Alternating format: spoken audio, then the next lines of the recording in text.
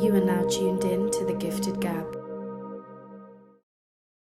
I was hungry for that shit, bro.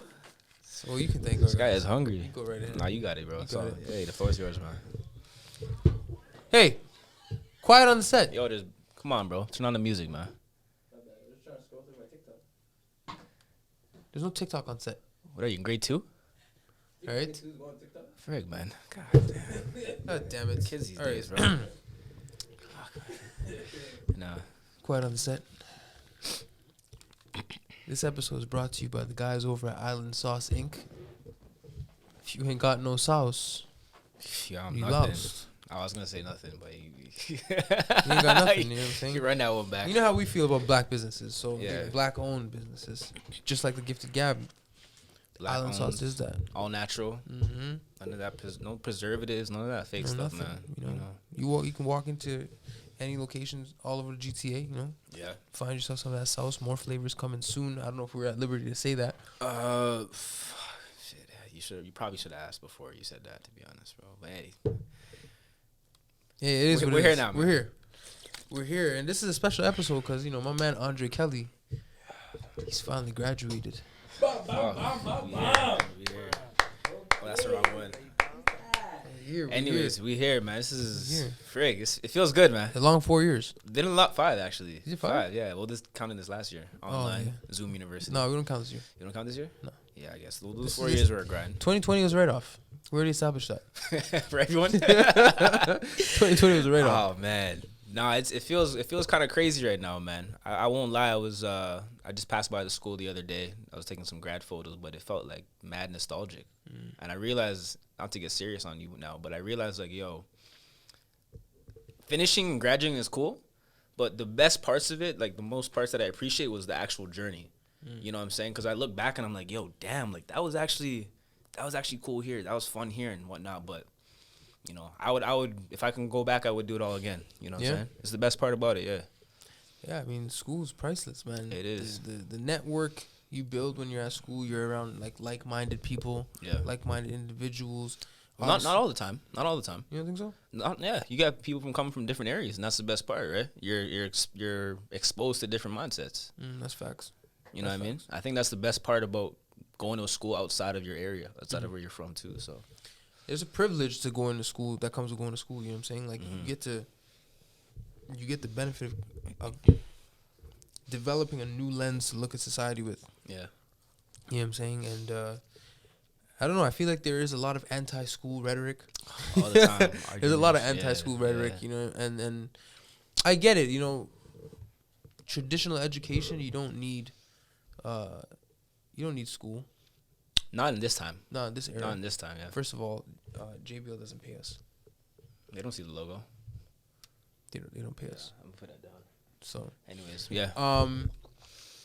There's a lot of anti-school rhetoric right now, and you don't need school to be successful, but the problem is, I think the rhetoric comes from what people expect from school.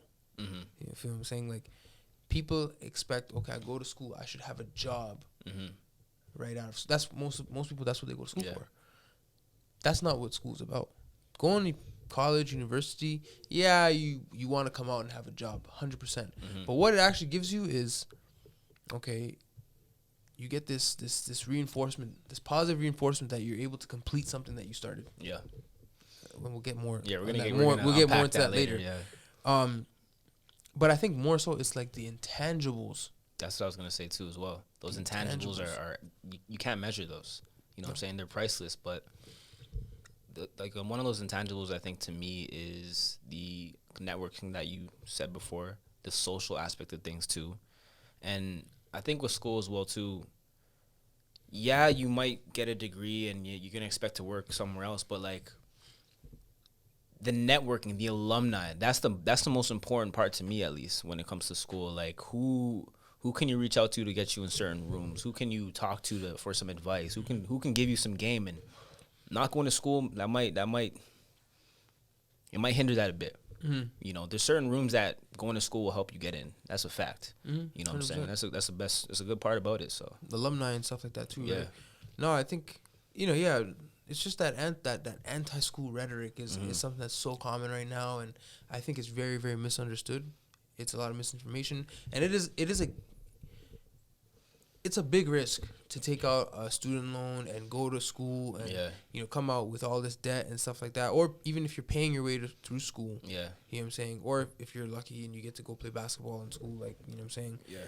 Every situation is different, and maybe we're speaking from a place of privilege because we had basketball that allowed us to pay for school, to pay for at least some of our school. You know what I'm saying?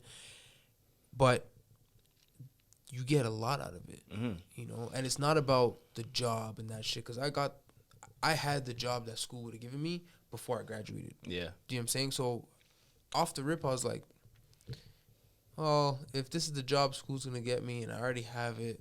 The sense of urgency to finish school is like it goes down. You know what I'm saying? Yeah. But it's those intangibles. It's like, okay, if you got to write an essay, because we did social sciences, of course, man. Right? So we have a different. It's a different lens when it comes to those things. Yeah. Yep. We also know how to access information. Yeah. We know how to critique it. We know how to analyze it. We know how to get the information that's needed to form our own points. And a lot of times, too, not only is there an anti-school rhetoric, but there's an anti-arts rhetoric that we really need to get into. You feel me? We really need to unpack that, too. Arts? I've had this discussion with a lot of people, and they keep saying, oh, if you're not in STEM, you're wasting your time and you're wasting your money. Mm-hmm. And my argument to that is there's so many invaluable things that you get from arts that you can't get from anywhere else. Mm-hmm. You know what I'm saying? That critical thinking, we talked about that previously. That's something that you can't get from studying engineering. No. You're studying numbers, and that's it. But that's why they give you electives. Exactly, to take those ones. But I don't know. To me, there's just there's more pros and cons when it comes to studying the arts. I have an interesting perspective on this because I actually started out in kin. Hold on. Let me hear this, man. And I did it, I think, a year and a half. Mm-hmm. I did one of the feeder programs at like a college. And, when I decided to pick up and come to Alberta, they didn't have that program. And I was so what's the word I'm looking for? Defeated or not defeated. I was like, I really just wanted to get out of Toronto. Like, I will take what I can get at this point. Oh, desperate. Yeah, I was desperate. I really wanted to get out. Let's call it what it is. Yeah, I was desperate. Okay. So the school I went to, they didn't have a kinesiology program. Mm-hmm. And so I had to go on my second. I had already invested a year and a half into this program. But I wasn't really feeling it like that. Yeah. You know what I'm saying? It was a lot of shit I could just learn on my own. And I was like, I wasn't even though I was invested in it from like a financial time standpoint, I was like, I have no problem switching my major. So what got you into kin? Like what influenced you to even take that? It's a good question, man. Coming out of high school, bro, I was like, you know what? I'm going to get a degree and be a gym teacher. But I didn't want to just take phys ed. Yeah. I wanted to have like the option of like, training and shit like that. And some of the stuff I did a lot of training and stuff like that.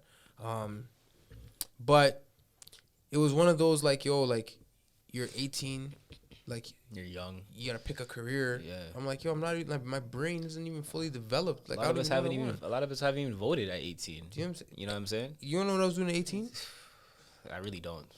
I was chasing hoes, popping bottles, and I was using the fake IDs. Fake abusing that. Please. Yeah. You know what I'm saying? Like, come on, bro. So at that point, I wasn't even thinking. Yeah. Like, what do I want to do when I'm 30? Yeah. Come on, I was thinking and that's one of the cons about school as well too. And as much pros as there are some drawbacks. We're expected to know what we want to do for the rest of our lives after 17, 18. You know what I'm saying? We're running around chasing hoes, like you said. I'm a victim of that too. I'll keep it a buck. But, and I think, for me, for coming into school, I don't know if a lot of other people took this path, but my first year I was in open studies. Mm-hmm. I really had no idea what I even wanted to do. You know what I'm saying? But, that played a big part into getting to poli-sci. Mm-hmm. I didn't feel forced or rushed to do this one thing that I wasn't passionless about, but the thing about school as well too is you want to take things that you're interested in, but you also want to take things that will pay in the long run, that are practical. But that's that tension that you have to kind of work around, right? So how did you work around that? So when I transferred, I had to pick a new program. So what I ended up doing was picking sociology, and then I minored in phys ed. Oh, okay, so you can still Yeah. So phys ed's nothing. It's not the same as kinesiology. But I was genuinely interested in sociology. Like I took a class in high school. I think it was the only class I showed up to at Tech. It was sociology, psychology, and anthropology. And we're sitting in there talking about serial killers.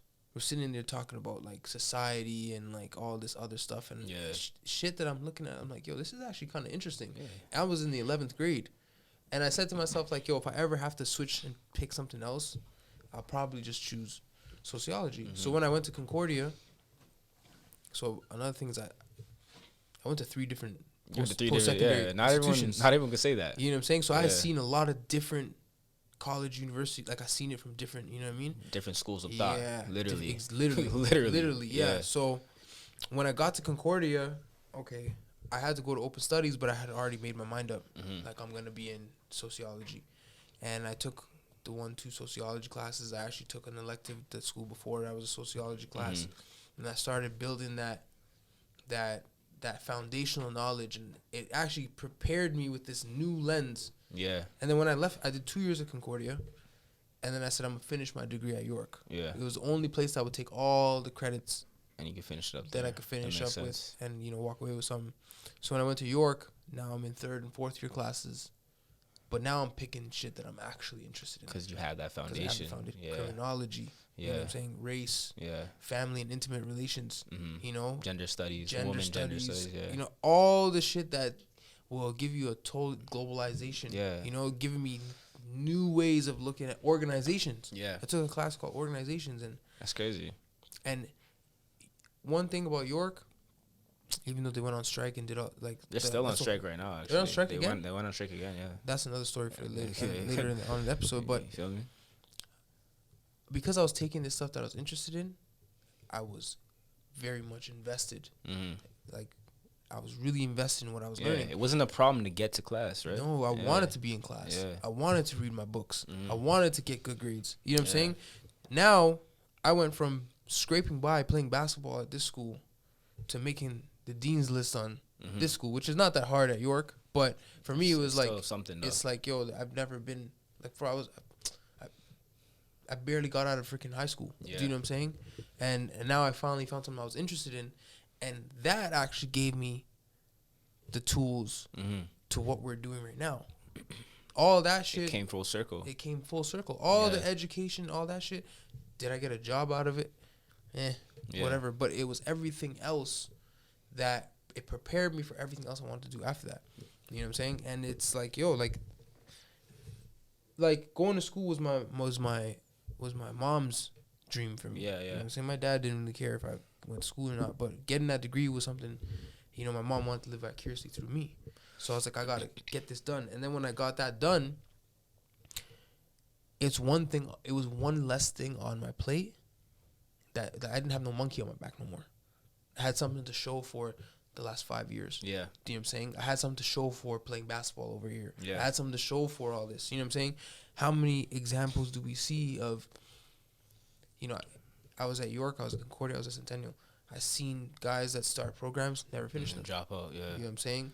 I seen and maybe I was privileged to be able to go all around these places, start a business. There's privileges in the shit I've done, but at the end of the day, that's one thing nobody can ever take from you is that education. Yeah, because when you finish a degree, when you finish a 4 or 5 degree, you're basically telling your employers or whoever you want to work or the business that you want to start that you can start something and you can commit to it. You know what I'm saying? You can start something and way after however long that attitude or emotions change, you can still stay resilient and committed to that goal. You know what I'm saying? And that says a lot. That's priceless, right? That can translate into anything in the business world, right? So it's funny when you told me your story because mine I can kind of relate to that in a sense because in high school too, my grades were trash. You know what I'm saying? I'm talking like I barely attended class, but I'm talking like C's, couple B's here and there, and then a lot of D's. You know what I'm saying? I went to a school that was super distracting too. You feel me? you know those ones. You know those ones, super distracting. So I had the choice. Like, my dad and my mom, they're like, yo, you gotta step it up. You gotta do something. So I kept working hard. But my grades were still like, they're still here. They weren't anything crazy. So getting into U of A, that was a challenge for me. You know what I'm saying? Luckily, I had a coach that, could pull some strings, help me out in that sense. But that made all the difference, bro. And from then, I ended up knowing, like, okay, I want to do this. I want to go into poli-sci, study economics at the side and as a minor, and that's why I'm here now. You know, a lot of my experiences coming to Edmonton, meeting you, starting this podcast, it all kind of revolved around education and sports. You know what I'm saying? And that's priceless. You can't measure that, bro. 100%. And think of, I always look at it like this. Like, I think that your experiences will give you the lens to see opportunity in places that there isn't opportunity. Yeah. You know what I'm saying? Like, the average person comes out here and they're like, I don't like it here. I'm going back to where I came from. You know what I'm saying? But because you and I were kind of just like, we're in school. Mm-hmm. We have this lens that we're seeing shit with. Yeah. We're like, yo, like, we need to discuss this shit. Facts. You know what I'm saying? Like, there's a need. The audacity of us to start this wasn't from just us saying, yo, let's just start. It's like, it was a combination of our experiences from education, us being out here in the middle of nowhere. Yeah. You know what I'm saying? It was a combination of things that said, yo, okay, let's talk about this. Yeah. You know what I'm saying? Because I think a lot of us can relate to this. Not only us, but a lot of other people can relate to our experiences. 100%. As being student athletes. 100%. Fuck. Being in situations in school that you don't like. Oh, please. Fuck. That's tough, man. Mm-hmm. That's very tough. So I wouldn't say it was a need for us to start that, but it was important for us too, because we're talking about things that matter at the end of the day, man. Facts. It's really that simple. Facts. Yeah, no, but I attribute it all to the education. Like, half the shit most of the shit I'm doing, I wouldn't be able to do at a high level if I didn't have that education behind me. So what does education mean to you? Like, where does the value of it come for you? I think when people think education, they think formal education. They just think books. Class, teachers. Yeah. Do you know what I'm saying? That's when people think education, they think that. When I think education, I think education's a never-ending process. It never is. You can't stop learning, bro. It's an ongoing organism that you're always developing. Yeah. Like, even though I wasn't going to class in high school, I was still learning. Mm-hmm. You know what I'm saying? Just from a different source. It's that simple. Yeah. Even though I'm done school now, I'm still investing in my brain. I'm always trying to take in knowledge. I'm a sponge. So I don't know if I would still have that same hunger for knowledge if I wasn't in school, because even when I was in school, it gave me that I'm questioning things. Yeah. I'm critiquing things. Yeah. I say, yo, like, we talk about all the misinformation that's out there. School gives you that. Seeing it firsthand. Yeah. I think, and for me being in poli-sci, the funniest thing would be, my degree and my program is the one where there's a lot of controversial opinions. A lot of biased opinions, but very controversial. So you're seeing thoughts that you would never think about, bro. Mm-hmm. People saying some outlandish stuff. I'm like, bro, you're really thinking that?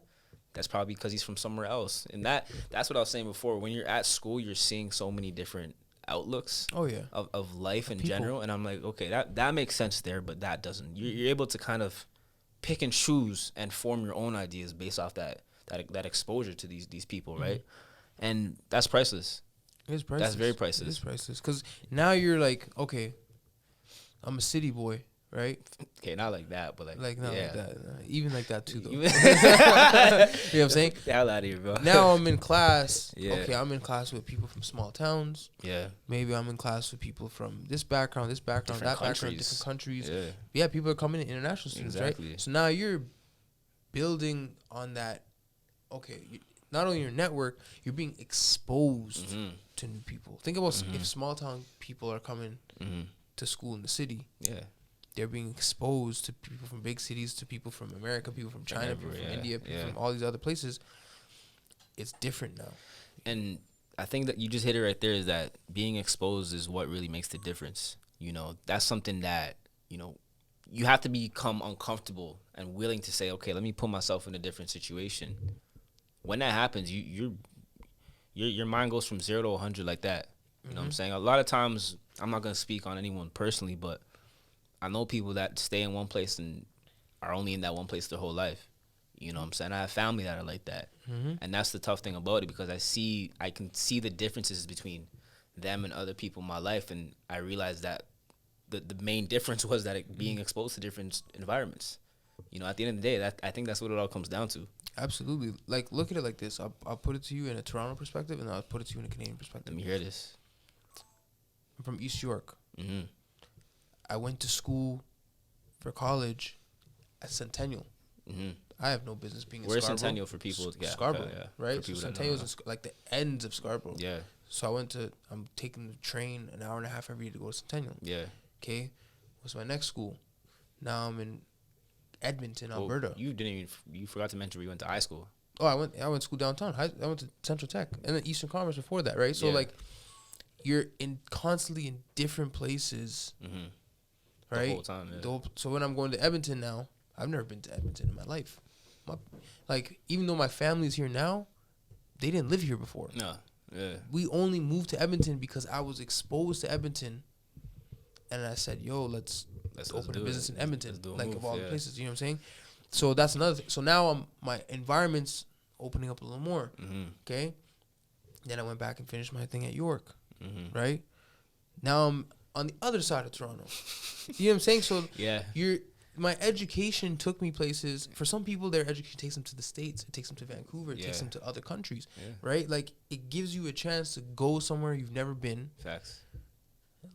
If you're in a situation where you can live by yourself and stuff like that, you know, some people are privileged, some people can't afford to go to school, but, like, you know what I'm saying? Like, it's whether you're going to school in your city or you're going out of your city, wherever, it's exposing you. That's the main reason why you don't see people doing their undergrad and their masters at the same school. You know what I'm saying? They're getting their experience from two different places because you want to be exposed from two different places.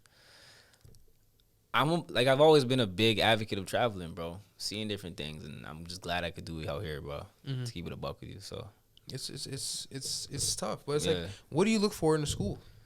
What do I look for in the school? What are some benchmarks in the school? Yeah, I didn't look for anything. Shit. To keep it a buck, I'll shout out my guys. To keep it a buck, shout out to Brody and Dwan, man. They're big reasons. AGP as well, too. They're big reasons why I came out to Edmonton in the first place. They're both from Toronto, AGP from Edmonton, but Brody and Dwan being from Toronto, I had that familiarity here. You know what I'm saying? This is something, a piece of home was here, and I'm like, okay, you know what? Maybe I can do a relocation out here. So that was big for me. But I think having some type of meaning, you know, you have to have some intention when you're picking a school. You don't pick a school just to go to any school, right? So I say intention. I'd say, what's the social life? You know, we're young. We're trying to have a little bit of fun. Just trying to have some fun. I know you are. You're a city boy. I feel you, bro. It's all good, man. You can claim it. Hey, man. I say another thing is the alumni. You know, you can do a little bit of research on the alumni that go to your school. What's their trajectory like? Who are they connected with? Where do they work at? Who do they work with? Those are all questions you should ask yourself, because they're a good representation of where you'll probably end up going to that school. You know, 100%. So I don't know. That's what I value when I pick a school. What about you? Man, I didn't really have no options. So I was just like, yo, I'm taking what I can get, because for me, it was like, I got to get this shit done. Yeah. You know, I didn't really have the liberty. I didn't have no schools. Like, I didn't have schools recruiting me like that. You know what I'm saying? Like, I was just, like, on my Grizzly, just trying to find somewhere. Like, even the story of how I ended up in Concordia, it's a whole other day, and I might, it's a dry snitch on myself. You know what I'm saying? But, like, I didn't really get to say, like, yo, even though it was an investment in myself, for me, it was just like, I need to just finish this. And get it out the way. Get it out the way so I can move on to the next part of my life. Because I know that if I have the piece of paper, like, I'll make something of it. Yeah. You know what I'm saying? I'll make some shit happen. Yeah. Like, you know what I'm saying? Like, I consider myself a professional at making something out of nothing. You know what I'm saying? So I just need a crack And for me, it was like getting to school, hooping, whatever it was. I'll make something of it type shit. When I picked sociology, it was like, because I wasn't that invested in kin, I was like, yo, this is the shit I'd actually really want to learn about, because I think that shit can apply to everything. It does. It does. It does. But people love to undermine arts altogether. And I don't understand it, man. Maybe because there's not a lot of, 6-7 figure jobs that employ arts. But again, like, it's the intangibles at the end of the day. You're paying for things that will affect your outlook on life. And when it affects your outlook on life, you're going to do better in life. You know what I'm saying? Here's the thing, though. It's that the people who complain about school being, a scam, the scam or the biggest regret. Yeah. Like, I'm talking about people who actually went to school. Yeah. They spent 4 years partying. I want to add on to that. They spent 4 years doing something they don't like. That too. You feel me? When we talk about, like, I think a lot of influencers talk about hating your 9 to 5. Okay? And living for the weekends. Yeah. I don't think people realize that shit can start in university. Yeah. Because if you don't like your program, you don't like the classes from Monday to Friday, guess what you're doing Friday night? Come on, bro. You're going and getting lit. Of course. Till you can't feel yourself no more, and then Sunday you're waking up, you're hurting. You're going Monday downtown, it's right back. Yeah. It's right back to class. They might miss the shift. They might miss the class. You know what I'm saying? You know and this, we talk, we like, not we, but like people talk about this as if it starts at picking the wrong job. But if you pick the wrong program, you've already started off on the bad foot, because now you don't like it. Now guess what? You're living for the weekends in college. Yeah. How you live? Like, if you're living for the weekends already in college. It's crazy too that being in school, there's no accountability. None. You know what I'm saying? The onus is on you at the end of the day to go to class, either to succeed. It's all on you. You know what I'm saying? But the bad thing about it is too, I wouldn't say you're baby, because if you go to class, you miss it. Okay, usually nothing will happen. But once you get your degree or whatever, you're in the real world. You miss work. You're fried. You miss working on your business. You're cooked. You're gonna fail at the end of the day. But that's not instilled in college. You know what I'm saying? Those are things that you have to take on yourself, and that's the value and importance of it. Because when you finish up, that you're saying to people like, okay, I got it done. I got it. You know what I mean? That's what you did. That's what I did. That's really all it comes down to. That accountability is a big thing, because like, for me, my reality check was my first midterm in college. Don't get me started. My first midterm in college, I was doing the same shit I was doing in high school, coasting, chilling. Because you think you can get by, I know those ones. I know those ones. And I failed the midterm. Yeah. And I was like, yo. You're sweating a little bit. It's different, because, it's just like, this shit costs money now. That's what I'm saying. It's coming out of your bag at the end of the day. Yeah, coming out of your pocket. Yeah. In my first year of college, I paid out of pocket. Do you know what I'm saying? So I'm like, yo, there's no way I'm fucking... For me, it's like my coach would just rip me. He'd be like, oh, you're not playing or whatever.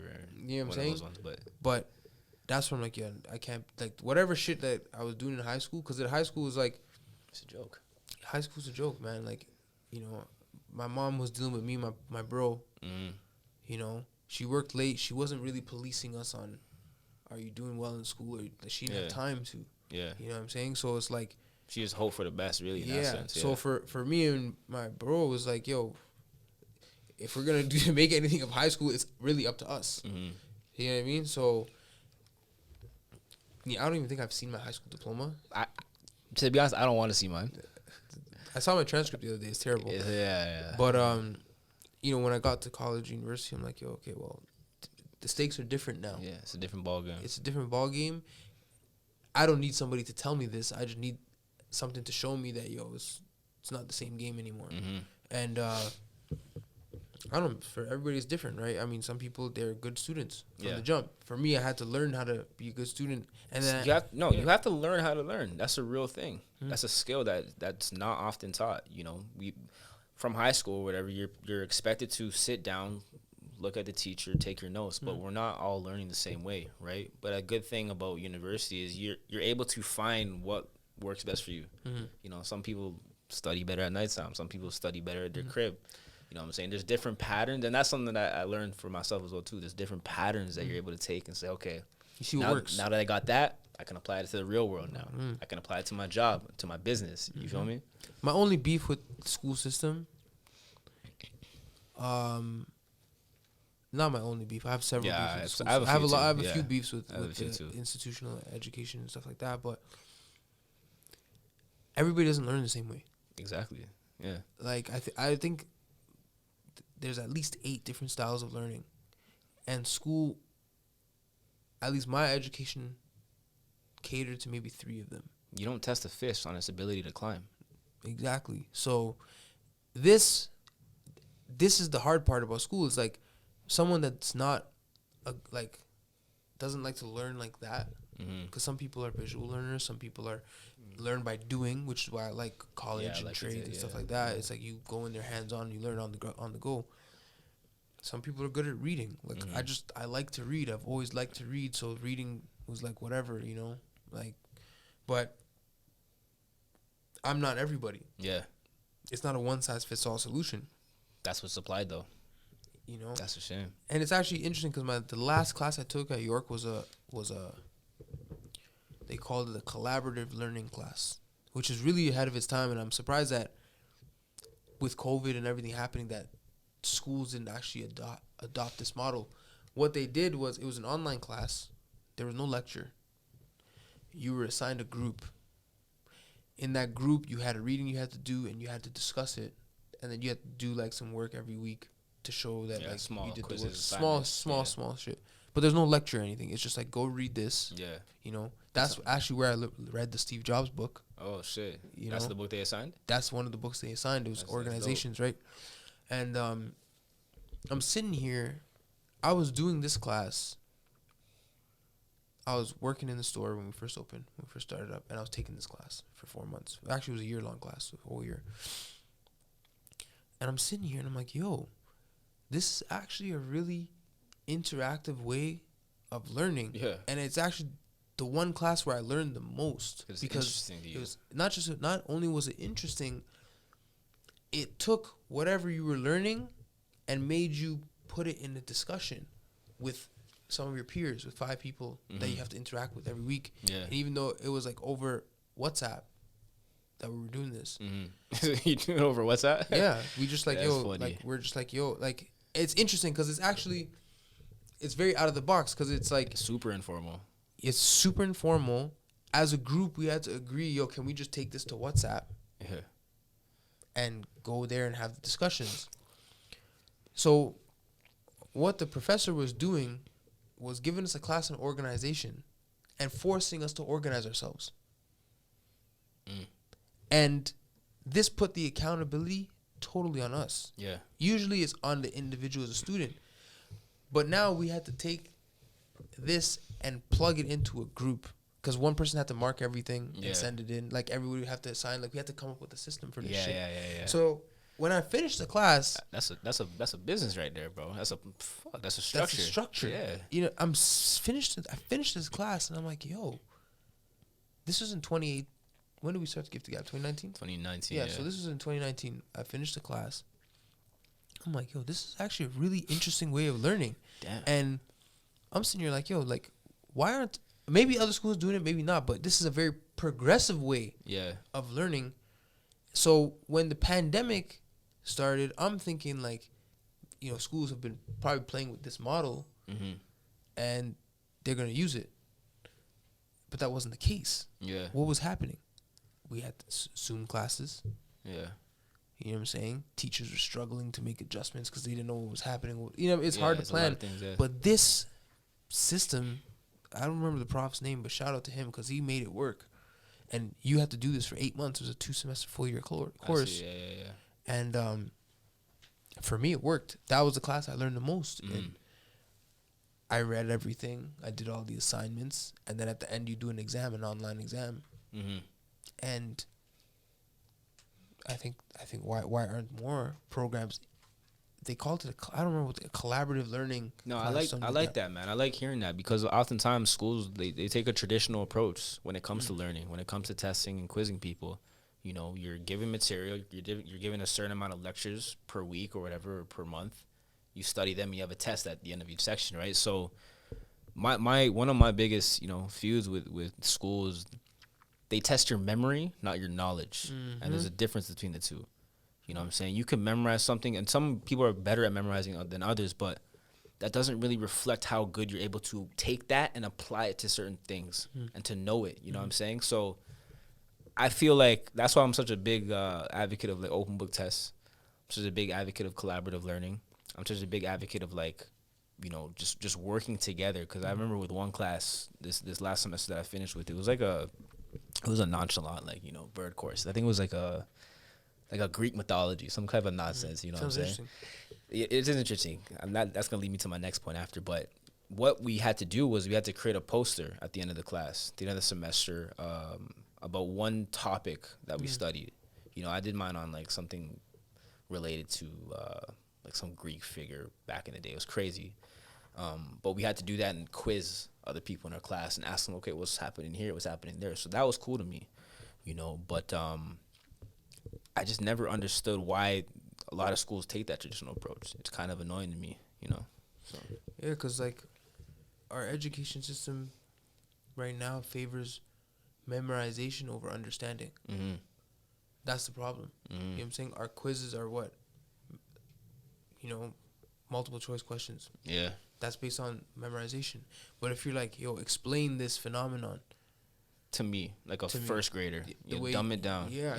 How do you know when someone understands something if they can explain it to a first grader? Exactly. When you're complicating things and you're stumbling your words, there's a red flag there.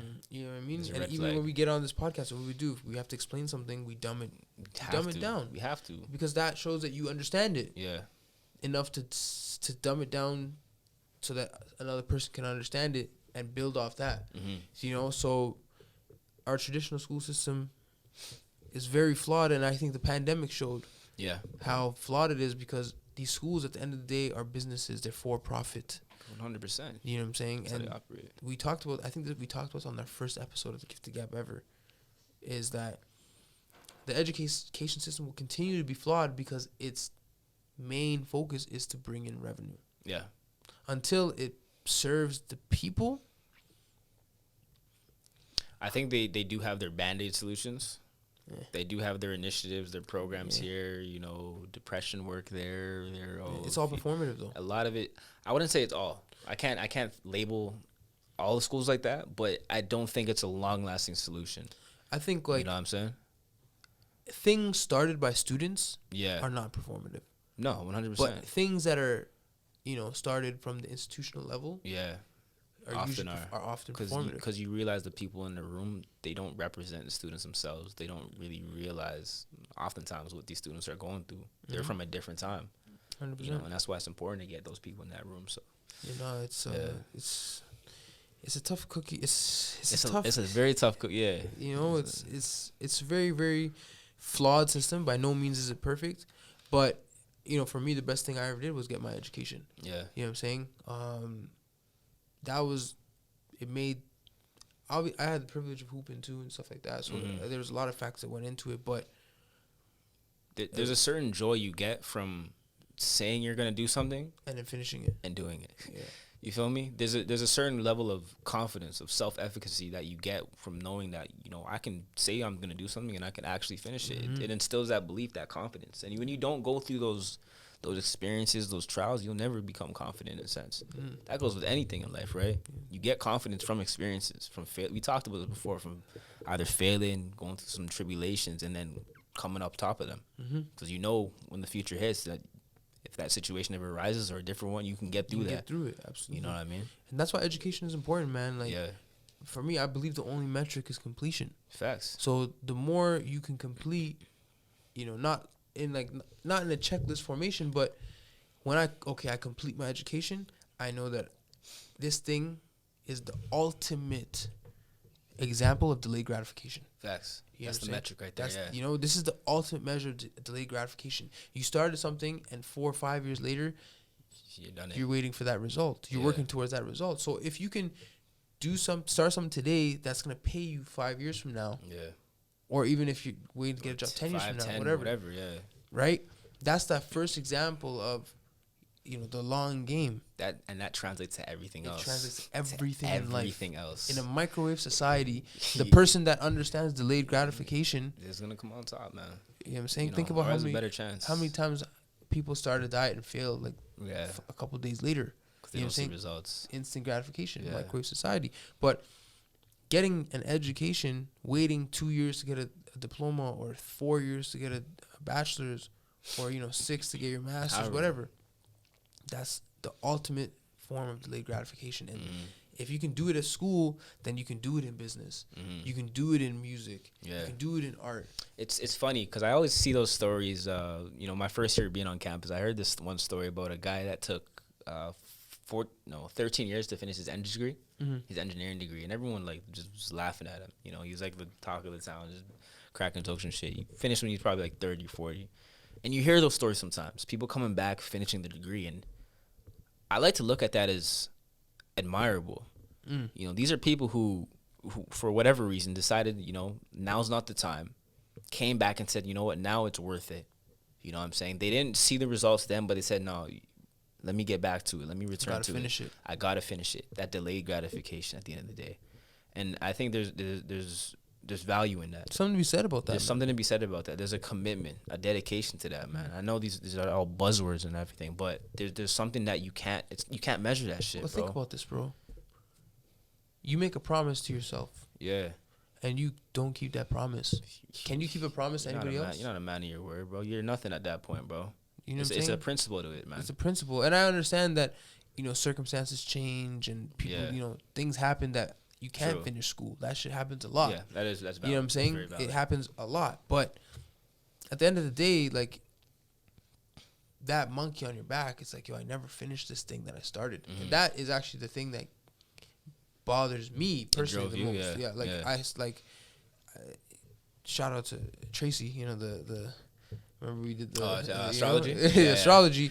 Aries people are known for starting things that don't finish. Yeah. You know what I'm saying? So for me to finish my school, to finish this thing, to still be doing the Gifted Gab, to still be working here in the store,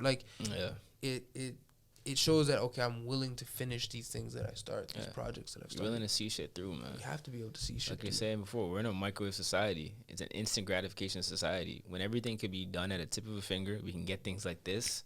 I can order a package from Prime and get it delivered probably tomorrow in the morning. Knowing that, you got to see things through long term, that's everything, bro. It's everything. That's everything. Absolutely. Hey man, kudos to you, man. You done graduated. I appreciate that, man. You too, bro. I appreciate that. We're on the same right now, man. I appreciate that. It's you paid a lot to put that BA beside your name. I put it everywhere. Man. Real shit. It's in my email signature. It's on my business card. I might fuck around, put it in my bio. I might have to. Those 2 letters cost a lot. Yeah, 100%. You have to. I work for it.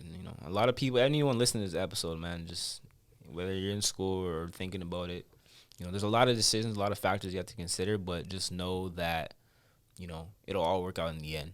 Seeing things through, whatever it be. It may not be school, but just seeing it through will pay off, man. And if you have questions about, kind of school and our journey and how we got through it and you want to bounce ideas off us, text us, 647-424-5345. We'll, either me or Andre will respond and, you ask us a question, let's get to the nitty gritty, man.